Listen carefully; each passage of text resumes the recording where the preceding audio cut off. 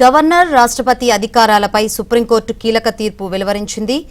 గవర్నర్కు బిల్లులను నిరోధించే అవకాశం లేదని, రాష్ట్ర పాలనలో తుది అధికారం మంత్రివర్గానిదేనని స్పష్టం చేసింది.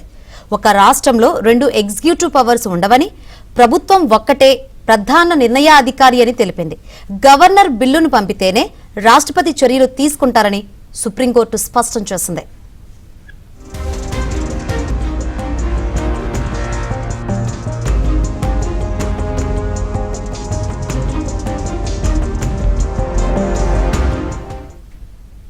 సుప్రీంకోర్టు గవర్నర్ రాష్ట్రపతి అధికారాలపై అయితే ఒక స్పష్టమైన తీర్పు ఇచ్చినట్టు తెలుస్తుంది. ఇది కీలక తీర్పుగా చూడాలి. మరిన్ని వివరాలు అందించేందుకు మా ఢిల్లీ బ్యూరో చీఫ్ కృష్ణ సిద్ధంగా ఉన్నారు. కృష్ణ, శంకరి, పెండింగ్ బిల్లుల ఆమోదం కోసం ఏదైతే రాష్ట్రపతి గవర్నర్లకు గడువు విధిస్తూ గతంలో సుప్రీంకోర్టు ద్విసభ్య ధర్మాసనం ఇచ్చినటువంటి తీర్పును సిజేఐ ధర్మాసనం పక్కన పెట్టింది. గవర్నర్ కు అదేవిధంగా రాష్ట్రపతికి బిల్లులను సమ్మతి తెలిపే అంశంలో ఏదైతే వాళ్ళ గడువు విధించడం కోర్టు పరిధిలోకి రాదని చెప్తూనే కొన్ని కీలకమైనటువంటి సూచనలు గవర్నర్ కు చేయడం జరిగింది. గవర్నర్ కు రాజ్యాంగ పరంగా మూడు ఆప్షన్లు ఉంటాయి. ఒకటి, బిల్లులకు సమ్మతి తెలియజేయటం, లేదంటే ఆ బిల్లును సరైనటువంటి కారణాలు చెప్పి రిజర్వ్ లో పెట్టడం, లేదా రాష్ట్రపతికి పంపడం, లేదంటే మూడోది బిల్లులను తిరస్కరించి అసెంబ్లీకి పంపడం మూడోసారి. అయితే ఈ 3 ఆప్షన్లు మాత్రమే గవర్నర్ దగ్గర ఉన్నాయి. కానీ 4వ ఆప్షన్ నిరవధికంగా దాన్ని తన దగ్గరే ఎటువంటి కారణం చెప్పకుండా తన దగ్గరే పెట్టుకోవడం అన్న ఆప్షన్ తన దగ్గర లేదు. కాబట్టి ఆయన ఆ పని చేయకూడదు. ఒకవేళ ఆ విధంగా కనుక నిరవధికంగా తన దగ్గర పెట్టుకోవడం, విచక్షణాధికారాన్ని ఉపయోగించి తన దగ్గరే కనుక పెట్టుకుంటే అది ఖచ్చితంగా న్యాయస్థానం పరిధిలోకి వస్తుంది. గవర్నర్ల విధుల నిర్వహణ వ్యవహారాల్లో కోర్టులు జోక్యం చేసుకోగాని కారణం లేకుండా మాత్రం దీర్ఘకాలికంగా ఈ బిల్లులు పెండింగ్ లో ఉంచితే కోర్టులు పరిమిత విచక్షణతో వ్యవహరించవచ్చు. ఇదే అంశం రాష్ట్రపతి విషయంలో కూడా ఇదే వర్తిస్తుంది.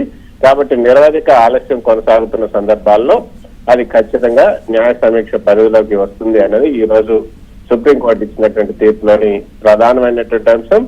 గవర్నర్ బిల్లును రాష్ట్రపతికి రిజర్వ్ చేసిన ప్రతిసారి కూడా ఆర్టికల్ 143 కింద రాష్ట్రపతి సుప్రీంకోర్టుని సంప్రదించాల్సినటువంటి అవసరం లేదు. అయితే ఆర్టికల్ 200 కింద గవర్నర్లకు విచక్షణాధికారం ఉంది. అయితే దాన్ని అపరిమితంగా వినియోగించుకోలేరు. అతనికి ఉన్నటువంటి 3 ఆప్షన్లు మాత్రమే ఉపయోగించుకోవాలి. 4వ ఆప్షన్ ను ఉపయోగించుకోవడానికి లేదు అంటూ చాలా స్పష్టంగా ఈ రోజు చెప్పడం జరిగింది. అయితే శంకరి, దీనివల్ల మనకు ఈ రోజు ఇచ్చినటువంటి తీర్పు వల్ల చాలా స్పష్టంగా మనకు తెలిసింది ఏంటంటే, గవర్నర్ బిల్లులను ఎప్పటికీ కూడా పెండింగ్ లో పెట్టే హక్కు లేదని సుప్రీంకోర్టు స్పష్టం చేసింది. బిల్లు పైన గవర్నర్ కి 3 మాత్రమే ఆప్షన్స్ ఉన్నాయి. మరో అధికారం స్థానంలో కోర్టు నిర్ణయాలు తీసుకోవడానికి రాజ్యాంగానికి విరుద్ధమని కూడా సుప్రీంకోర్టు వ్యాఖ్యానించింది. గవర్నర్ కి ఏదైతే గవర్నర్ తను కనుక డెసిషన్ తీసుకోకపోతే 3 నెలల్లో డీమ్డ్ అసెంట్ అనే విధానం వర్తించదు. ఎన్నికైనటువంటి ప్రభుత్వమే రాష్ట్రంలో నిజమైనటువంటి ఎగ్జిక్యూటివ్. గవర్నర్, రాష్ట్రపతి నిర్ణయాలు కూడా కోర్టు సమీక్ష పరిధిలోకి వస్తాయి. గవర్నర్ అధికారాలకు గడువు విధించడం అనేది రాజ్యాంగ సూత్రాలకు వ్యతిరేకం. కాబట్టి ఆర్టికల్ 143 ప్రకారం రాష్ట్రపతి అడిగినటువంటి ప్రశ్నకు సుప్రీంకోర్టు ఇచ్చినటువంటి స్పష్టమైనటువంటి తీర్పు. గవర్నర్ కు అన్ని ప్రొవిజన్లలో కూడా విచక్షణాధికారం ఉంటుంది, ఒక ప్రొవిజన్ లోనే కాదు. కాబట్టి రాష్ట్రపతి రాజ్యాంగ పరిరక్షణలో కీలక పాత్రలో ఉన్నారు. కాబట్టి ప్రజల చేత ఎన్నుకోబడినటువంటి ప్రభుత్వానికి ఎక్కువ ప్రాధాన్యత కల్పించాలనే ఉద్దేశంతో ఈ రోజు ఈ తీర్పు ఇవ్వడం జరిగింది.